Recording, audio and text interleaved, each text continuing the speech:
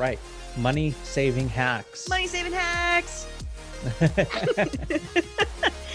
Oh, for me, one of the best decisions I made 15 years ago. I'm going to be 32. I'll be 32 next year.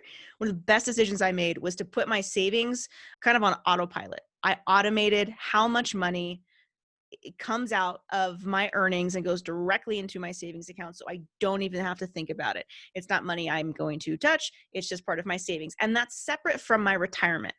Totally separate. And for me, that's been really, really good.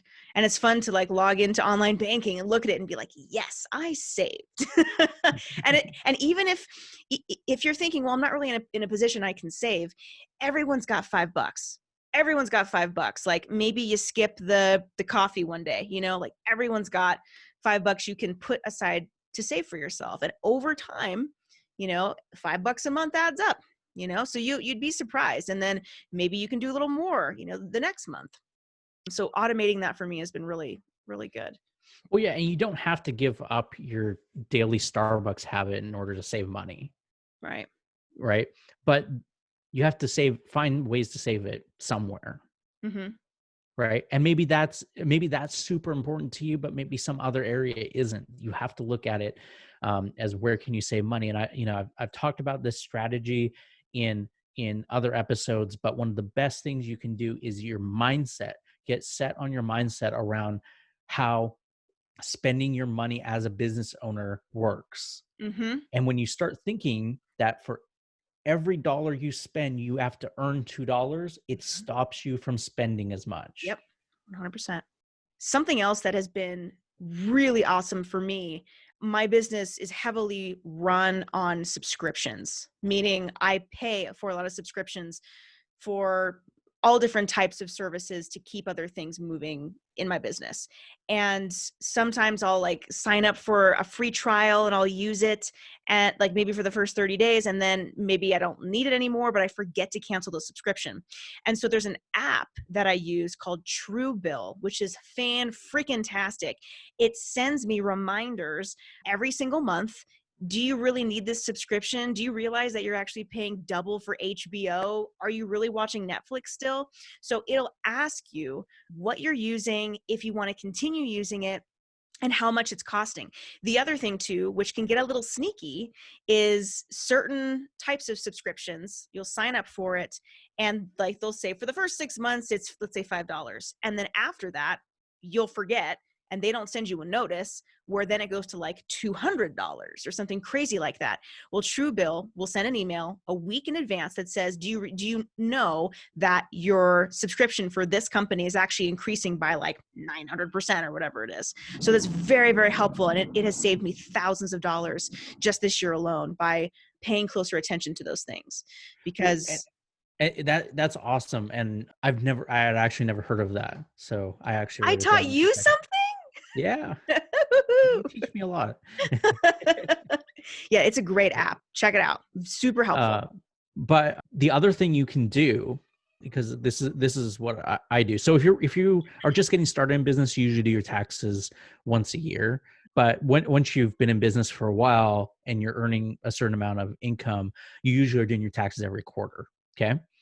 So every quarter when you sit down and go through your taxes, also look at all your subscriptions. Yeah.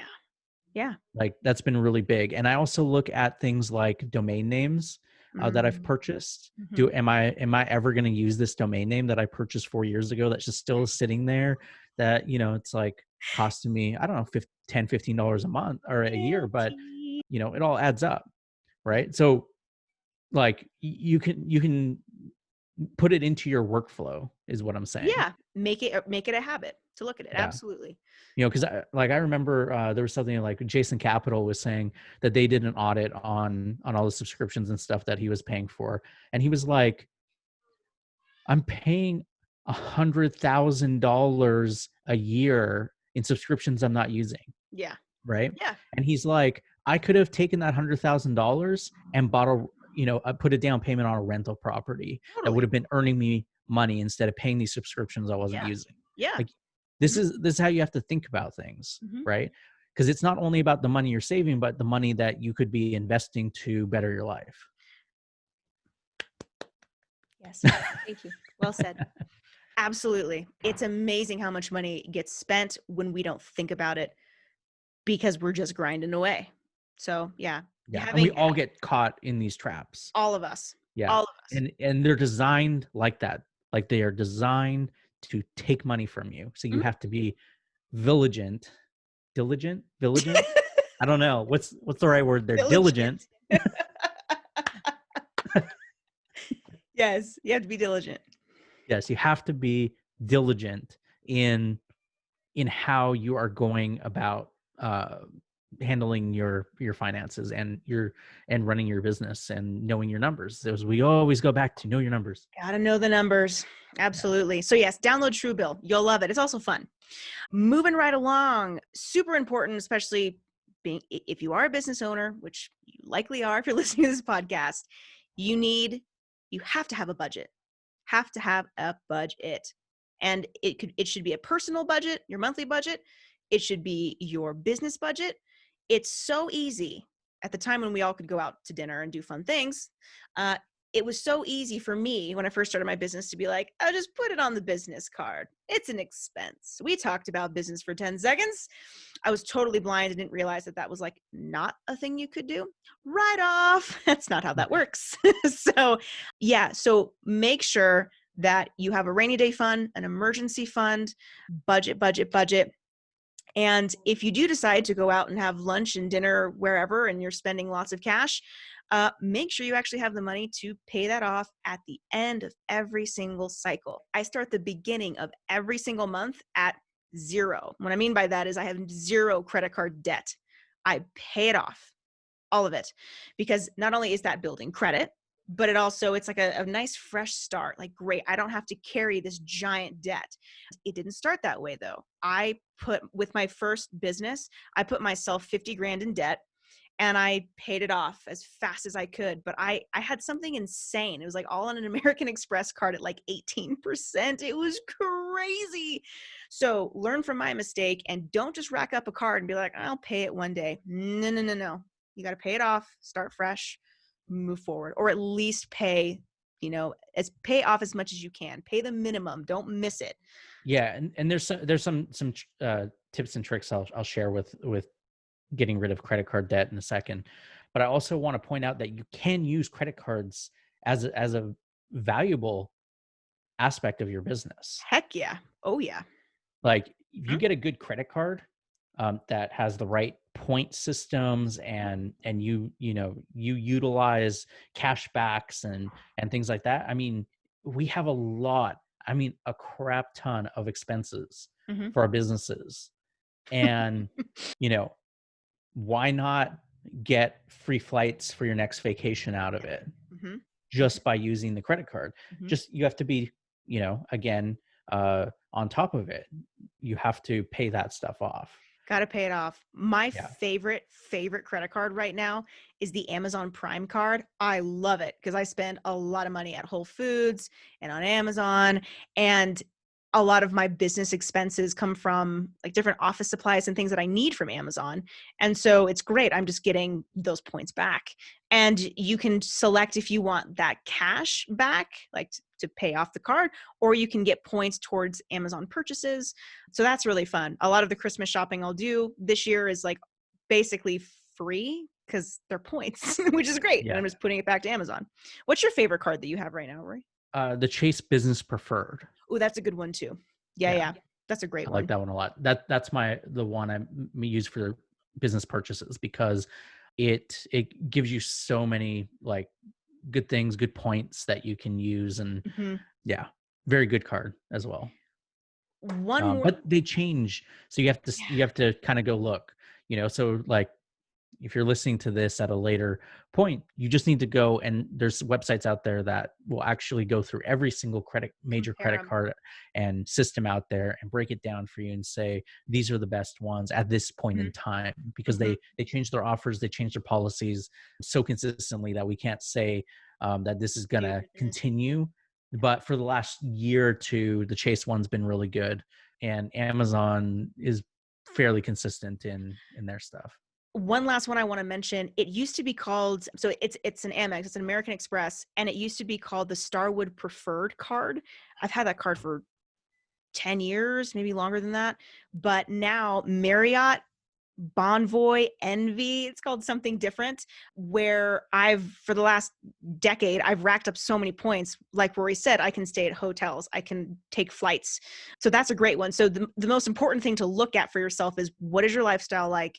Does it make sense for you to have the travel point card or the grocery point card or the gas, whatever it is, right? So yeah, do your research, but the Starwood Preferred card is a really good one. The Marriott, Bonvoy, Yeah, Envy card. it's something I want to talk about with gas cards. Like, it's not an excuse to just rack up your card just because you're gonna get a discount. No. Oh, heck You have no. to pay it off every month. Gotta pay it off. Yeah, Yeah. really important. Now, grocery shopping. Oh, grocery shopping. What are some of your favorite hacks for grocery shopping? Well, first of all, I love grocery shopping. I'm like a grocery junkie. I spend the majority of my money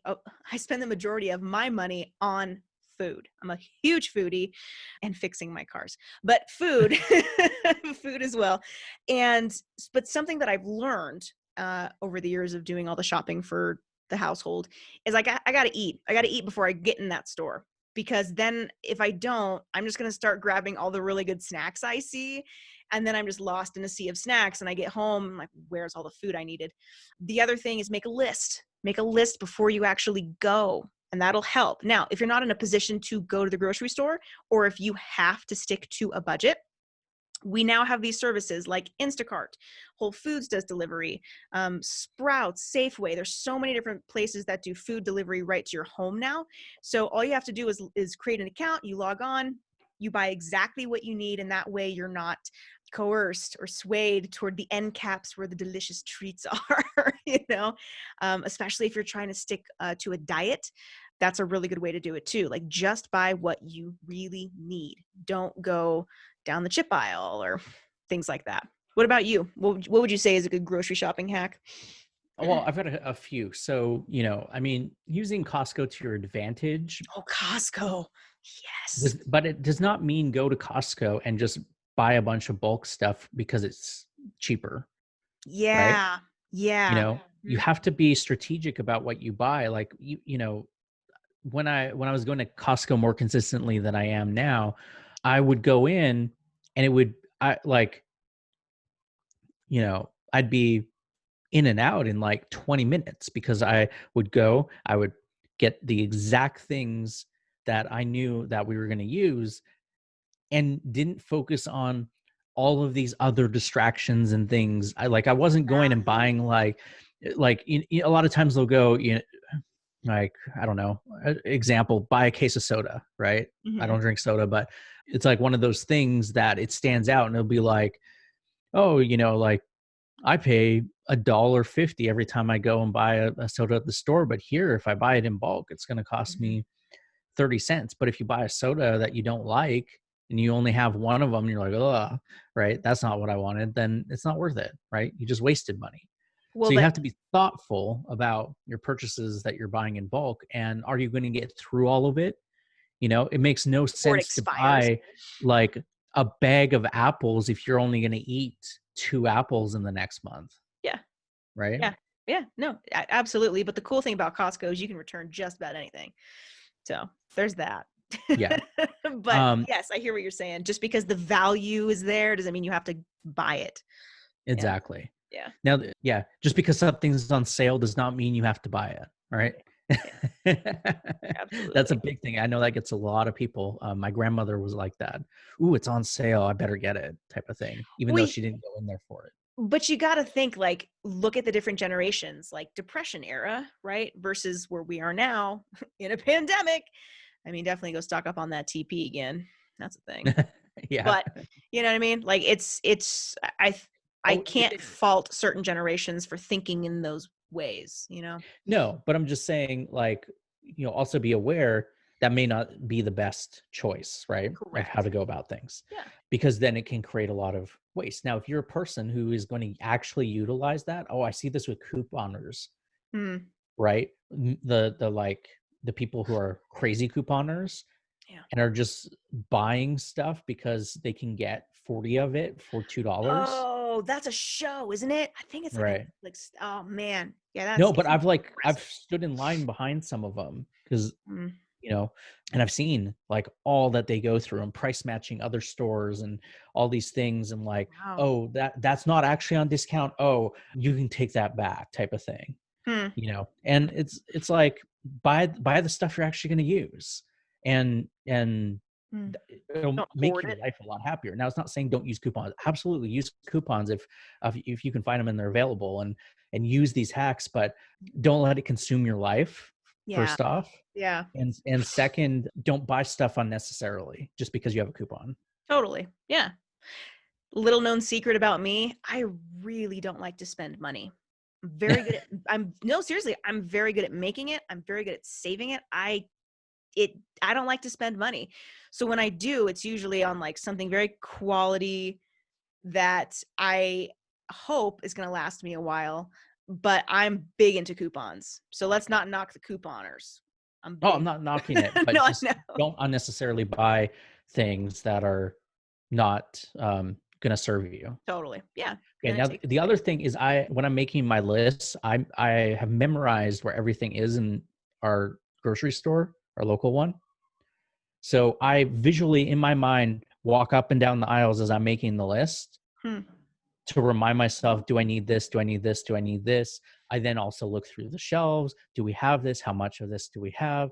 Look through the fridge, look through the freezer, like make it a process. Don't just Hmm. see this, my wife will do this where she'll go into a grocery store and she won't know what to buy. And then she'll come out with like a can of tuna and dog food and be like, well, I don't know. I didn't buy anything to make a meal. Like you have to like think it through. Those are very oddly specific things. I feel like there's more to this story here. No, but it's random stuff like that where it's nothing that goes together to make a meal, and she'll just like have a bunch of stuff that's like a bag of chips and some bread. Like, okay, well, what do you want me to do with this? Delicious. Eat it, obviously. So Well, that's why yeah. I So just make a list. That's all we're saying. Make a list, be prepared. And I yeah. like the visual aspect of looking if you are familiar with your local grocery store. Yeah, I like that. When we hope this is bringing you value, like, Of course. Yeah. That's why we're yeah, doing I this. mean, because just like learn from things that we've learned and implemented and tested and utilized in our own lives. Save money, save some time. And I realize that in some aspects we're saying spend money, but that's important too, that you're spending money on the right things. Hmm. Yep. That is a hack. Yep. Yep. Yep. That's there you go. That's the ultimate hack right there. Couple more things. If you really like certain brands, go to their websites, sign up, get their discount offers, or you can wait for the holidays, wait for Black Friday, wait for Cyber Monday. Like look for these deals. With business as well. So think Yeah. about this. I wait until the Black Friday, Cyber Monday deals where companies are like, you know, you're going to get an extra 2 months free of this software or this Yeah. hosting service or whatever if you buy it on Black Friday. Hmm. And I'm like, great, that's going to save Perfect. me a couple $100 this year. Yep, exactly. Yeah. We do And that all the then time. it's set up to renew right near Black Friday again. Hmm? It's perfect.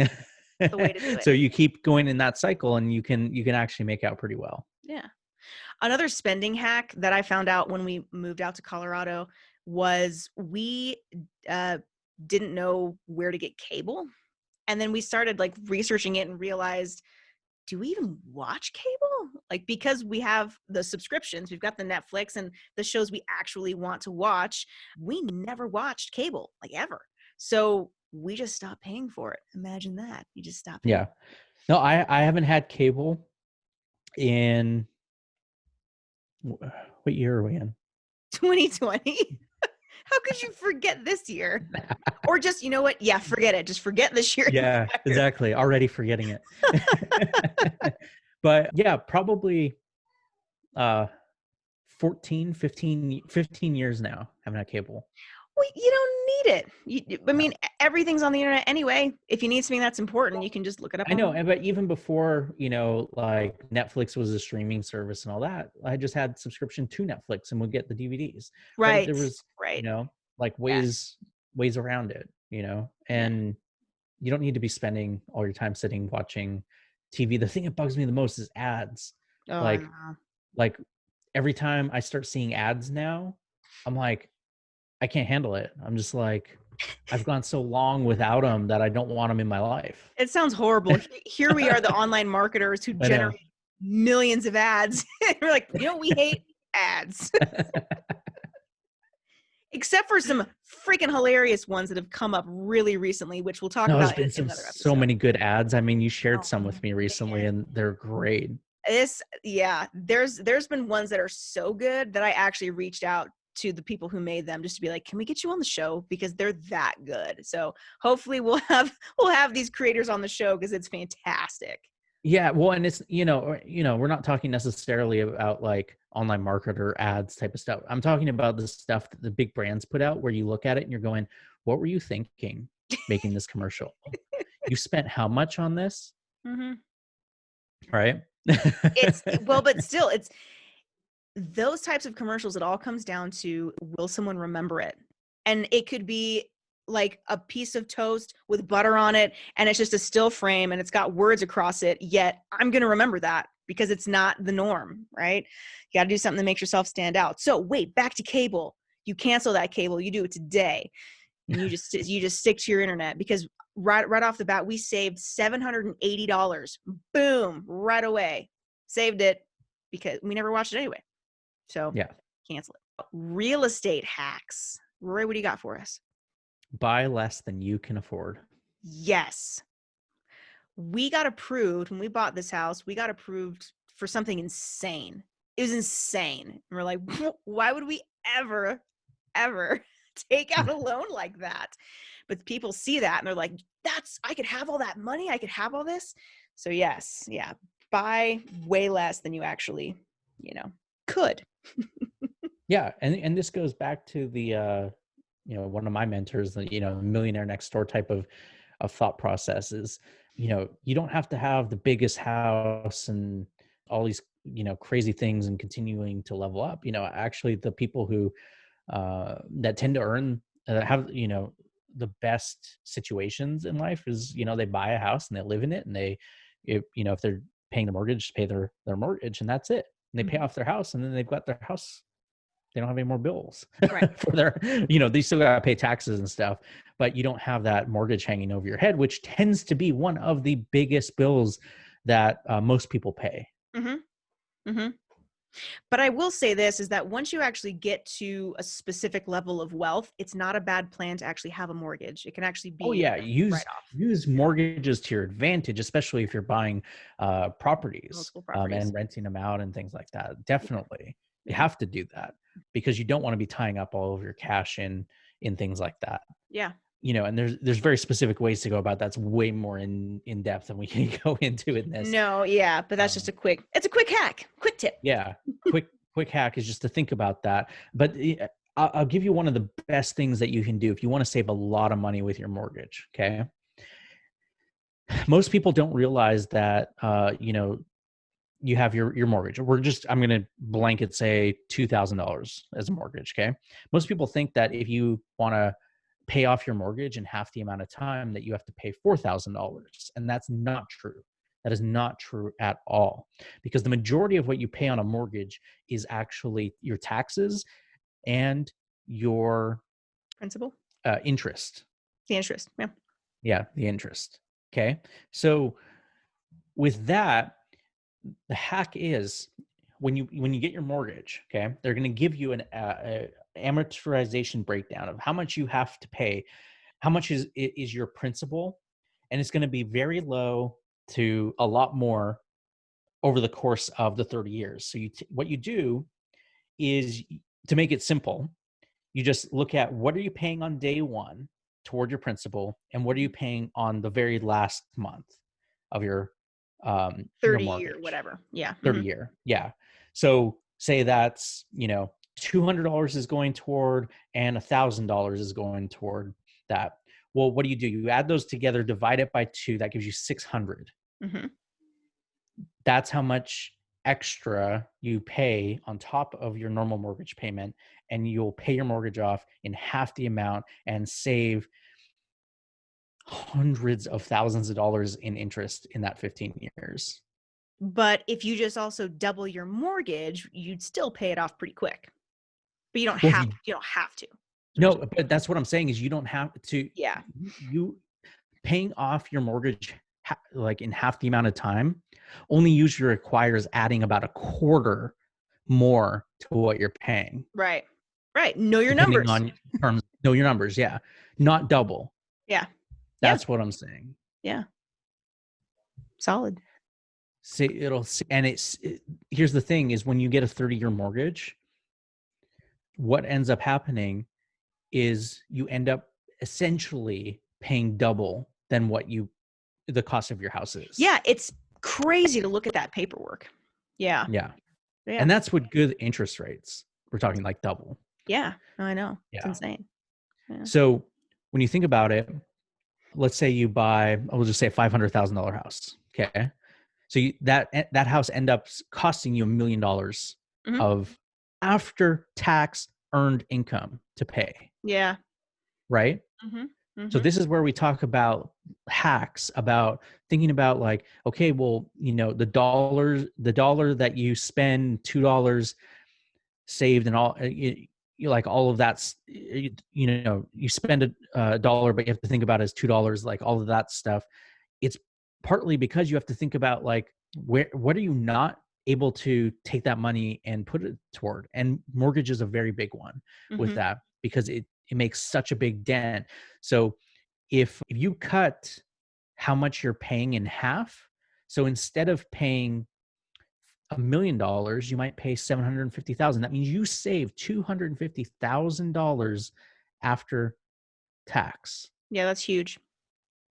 Yeah, very huge. Rory just saved y'all a crap ton of money. When you think about it like that, you start going, okay, well, what if I had, that 250,000 and I was saving that over the course of the next 15 years and I was putting that and investing and taking that money and then getting a return on that. I mean, that money could easily double. Make your money work for you. Yeah. Put your money to work. These are the like things you have to think about as you're going, through life and running businesses and living life, is that like there are ways to really understand and work around these systems that are set up to take money. They're really set up to take money from you. Totally. And if you find the ways around them, utilize them. And it's not always going to be easy. It's like, adding an extra $500 or $600 or whatever it is for your mortgage may not be an easy thing for you to do, especially right now with a pandemic going on. But it's the thing that makes your life so much better in the bigger picture. Yeah. Agreed. The other thing too is if you've already planned in advance that you're going to be overpaying, right, your mortgage essentially, then maybe 1 month you can't. Okay, great. Then don't. Then at least your mortgage is covered and you know it and you've planned for that, right? Well, yeah, and that goes back to buying less than you can afford, right?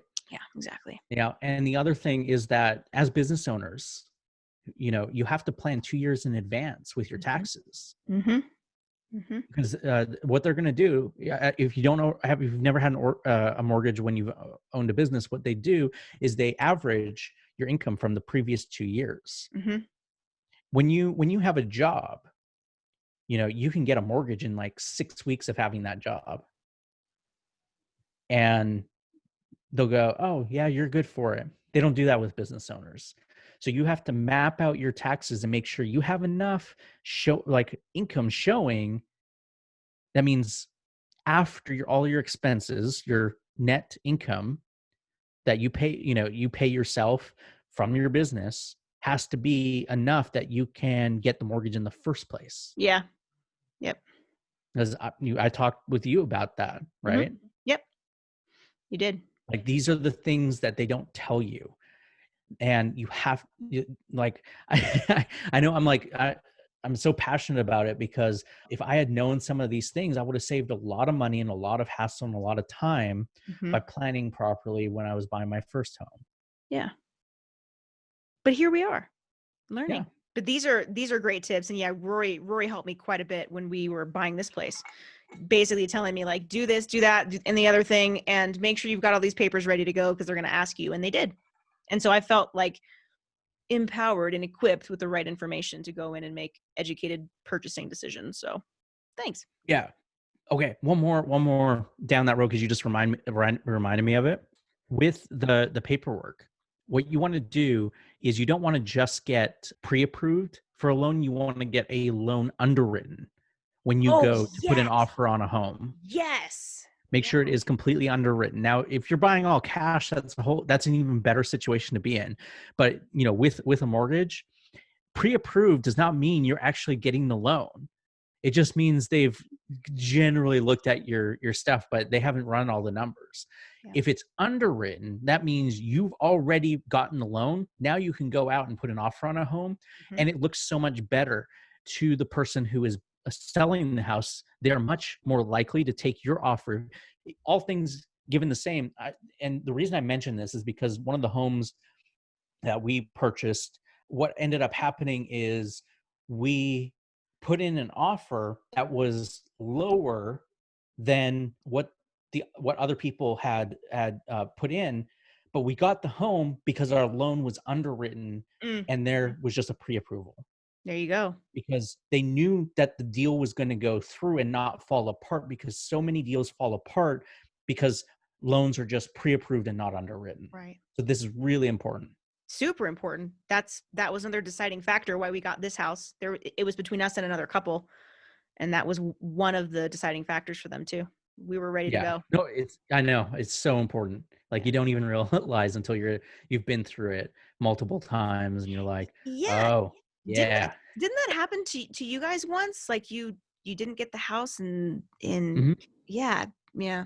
Yeah, It's that was amazing. in Santa Cruz. There was this one house that was such a good deal, and we were trying to get it, and it was the first time we were buying, Mm, and we didn't know. No one told us. The mortgage people didn't tell us. The realtors didn't tell us. mm, Nothing.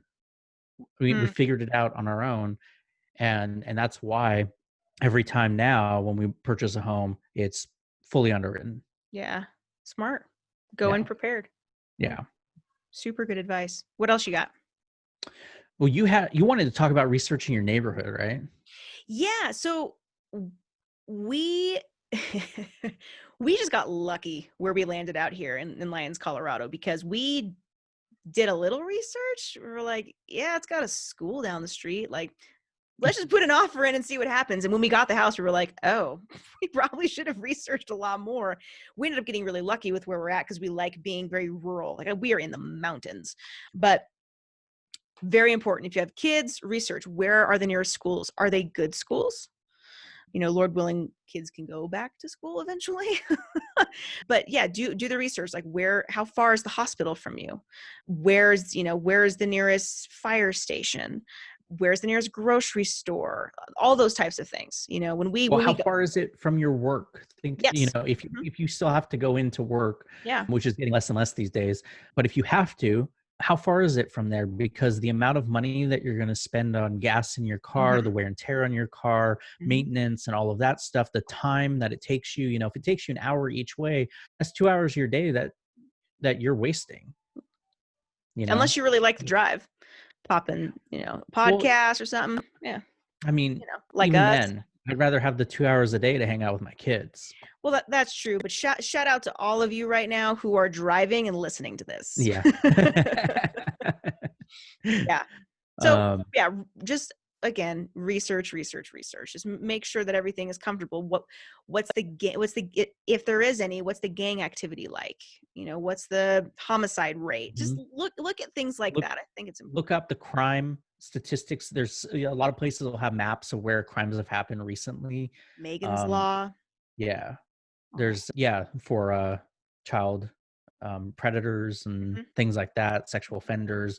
Are there any near you? Like you got to look these things up, especially if you have kids, Yep. like especially. Yeah, absolutely. And yeah, so some other types of hacks. If you're looking to buy a new home, you can do something like buy a duplex, a triplex, a fourplex, and rent out the Mhm. other sides to pay your mortgage, and then live without having to pay the actual mortgage yourself, or a Yep. a lot lower amount.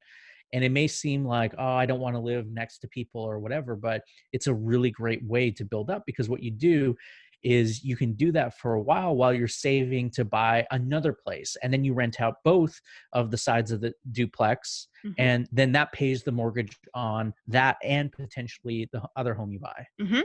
Yep. So, That's that's one way to build up to doing it. Now, they're harder to find, it sometimes costs a little more. You're going to also be going against investors and things like that. So that's where being prepared and going in with things like an underwritten offer are really going to help. Mhm. Like, we both had issues with our mortgage brokers, right? Oh, good Lord. Yeah, this individual was so challenging for us. It almost felt like sabotage from the get-go. The people who were selling the home to us, they picked her, which technically speaking is illegal. They're not actually allowed to do that, and we learned about that after the fact. But I think it was like, an old family friend and they wanted to work with her. And we had already actually found someone that we liked going into the offer. And they said, no, we don't want to work with her or that company. So use our person instead. So we're like, okay, like, we want the house. Like, we'll play ball essentially. And this woman, every single thing she did, she made it so, so challenging for us. And Rory, you had a similar experience, right? Yeah, well, I had a guy who like started yelling at me, Mm, and was flat out lying to me, hmm, and then blaming me when I came back to him and would say like, you said exactly this to me, and you said we were underwritten. Like, this was, how I found out about the underwriting. I was like, you said we were underwritten, but we're not. And he never sent mhm. in the paperwork to get it underwritten. Oh, And we man. went out and we're putting in offers saying we were underwritten. Like, this was years and years ago. Shady. Yeah. So like, you've got to be really careful. It is a bit of a shady business. You've got to find someone that you're comfortable with, that is actually giving you good advice. And and they're going to say things like, oh, you don't need to have it underwritten, and things like that. We ran into that recently, a few years back, where we were purchasing a home, and we were trying to get the mortgage broker to underwrite it, and they're like, not until the deal goes through. And I'm like, no, we want it underwritten before we put in our offer. They're like, we Mm. just don't do things that way. I'm like, yes, you do. Don't give me that BS. Don't be lazy. Don't be lazy. If you want the Yeah. business, You you'll get want your my commission. business? Just do Here it. it is. If Yeah. not, then we'll go somewhere else. Yeah. You know. But you do have the option to go Shop somewhere around. else. Yep. Like, Shop remember, around. yeah, yeah, Mhm. shop around, but be careful of some of the online stuff. We mentioned this in the scams episode, I believe, Mhm. where when you enter your information to some of these websites, they're going to send your information out to hundreds and potentially thousands of different people, They and you're going sell to it. get Yeah. tons of phone calls and stuff from different companies. Mhm. And so you have to be really careful with that. And there's a lot of scam mortgage brokers out there. Mhm. So looking to reputable, like, a bank is not always the best case, because that guy who was giving me misinformation and yelling at me was with a major bank, Mm. um, Okay. the the one you bank with. Ah. And so it's uh it's one of those things where you have to realize that the banks are in it to make money, Mhm. and they somewhat prey on the fact that most people don't know what they're talking about. So Oh, you really got to get knowledgeable. 100%. Absolutely. Absolutely. So get educated, shop around. It is 100% illegal for someone to say to you, no, you have to use our person if you want the deal to go through. I was super ignorant, super green to this whole experience. And so I assumed that's what we had to do and didn't realize what happened after the fact. So yeah, just Yeah. shop around. Find someone you Now, get now along with. something else is like when you move into your house, like this is changing the topic a little bit, is go through your house. Like one of the best money saving things you can do is change all of the shower heads and things to low flow if they're not already. Mm-hmm. The toilet. Um, toilets, Hmm. you don't have to necessarily go out and like spend a bunch of money on this stuff. Like I changed the shower head in our home because it like literally I'd use the whole when we moved into this house that we're in now, I'd use a whole hot water tank full of water just for one shower. Wow. And I was like, this is ridiculous. That's so much water. It's not only wasteful, but it's costing us tons of money. Right. And so what I did is I just changed it out and it was like, I don't know, $30. Yeah. And it was a low flow. It's super nice. And it's low flow, not in a way where like, oh, I'm not getting any water coming out. It works perfect just how I want it, but it's not wasting any additional water. Yeah. So they've really improved stuff like that. I know like a while back, 10, 20 years ago, they were kind of really crappy, but you can go to Home Depot these days and get really quality ones, Quality. look up reviews and things like that, make, I'll go into like Home Depot and I'll just be standing there for 20 minutes going through looking up reviews and what people are saying about all the different options I have. And then I pick the one that I think is the best option and go with it. And you just, Try it with on. that, it's literally, you just take a wrench and undo it and then twist it back on and you got a new one, and use a little bit, like super simple things you can do. Yeah, the last thing we want to have is like listeners going out and buying a new shower head, and not not knowing how to put the darn thing on. You can also read the back of the thing that comes in. I'm sure it'll tell you. Read the But back of the thing, watch a YouTube video. Like lots of yep. people have videos about how to do these things because Yeah. they're so common and things that we need to do as part of our lives that, Mhm. part of home ownership and things like that, that the information's out there. Ooh, and light bulbs. You can install energy efficient light bulbs. That's a big Yeah, one. and exactly. And my thought process on this is don't replace them until they're broken, but as soon as they break, then put a new one energy efficient in. Yeah, You don't need to exactly. go and like spend hundreds of dollars changing out every light bulb in your home when you move in. Like that is not a good use of time or money either. Right. But as they go out, which light bulbs do, get Mhm. the energy efficient ones, the ones that last for like 10 years now, Mhm. and they really don't cost that much anymore. They used to cost a lot of money, but now they're almost the same prices, Yeah. What's it? the other That's just bulbs. the way that we're moving. Everything should be efficient, Yeah. energy efficient, right? Another thing which might seem obvious, but you might not think about it, especially when you're buying a home, is make sure you're actually looking at the insulation and your windows. Like our windows in this house, they're very, very old. Like windows have to be updated. And so we're not as heat efficient as we would like to be just because of that fact. And we know that so much more heat would stay in the house if we had better windows. So that's an upgrade for future. But so think about those things as well. Yeah. So yeah, just knowing the difference, like what is a single, double, triple pane window, Mhm. how does not only heating and that, but sound as well, how it Oh, affects yeah. it.